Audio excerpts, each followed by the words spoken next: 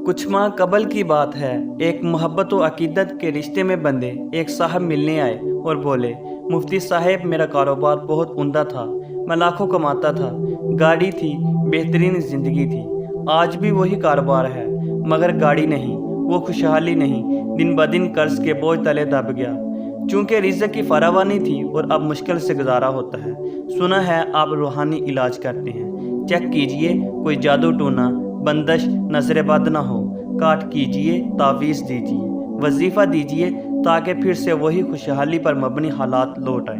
मैं बहुत परेशान हूँ, ये कहते हुए साहब रो पड़े। मैंने उनसे कहा, परेशान न हूँ, मैं आपके घर के बर्तनों पर दम करूँगा, खुशहाली लौट आएगी। उन्होंने कहा, मुझे घर के बर्तन लाने पड़ेंगे या आप घर आएंगे। मैंने कहा, ना मैं घर आऊँगा ना आपको बर्तन मेरे पास लाने पड़ेंगे। बस करना यह है कि धोने वाले बर्तन जब किचन में जमा किए गए हों तो इन आलूदा बर्तनों की तस्वीर 3 दिन की रोज़ लें और चौथे रोज़ वो तस्वीर मोबाइल में ले आएँ। मैं उन पर दम करूँगा, सब ठीक हो जाएगा। बर्तन देखे तो कुछ बर्तन में कुछ सालन था और किसी में कुछ, यानी रिज़्क़ ज़ाया हो रहा था और धुल कर गंदे नाले में जा रहा था। मैंने पूछा, ये बर्तन हैं, इनमें खाना है जैसे सालन वगैरह, इसका आप क्या करते हैं? वो साहब बोले, ज़ाहिर है कि धुल कर ये सब नाली में ही जाएगा। मैंने उनसे कहा कि मैं दम नहीं करूँगा। उन्होंने वजह पूछी तो किस्सा मुख्तसर। मैंने कहा, आज के बाद बचा हुआ खाना इस तरह बर्तन धुल कर गंदे नाले या कूड़े में नहीं फेंकना, बल्कि बर्तन अच्छी तरह से खाना खाते हुए साफ़ करने हैं, इतना डालें जितना खाना है, और बच जाने वाला खाना किसी गरीब को या छत पर जानवरों, बिल्ली को खिला दें। किस्सा मुख्तसर, रिज़्क़ की बेअदबी ना हो। उन्होंने वादा किया कि आज के बाद ऐसा ना होगा। जो रिज़्क़ की बेअदबी की सूरतें हैं आपने मुझे बताई हैं, आज के बाद इनमें से कोई भी नहीं होगी। मैंने उनकी तसल्ली के लिए बर्तन पर 21 दफ़ा सूरत फातिहा पढ़कर दम कर दी ताकि नफ्सियाती तौर पर उनको तसल्ली हो कि वाकई दम किया गया है।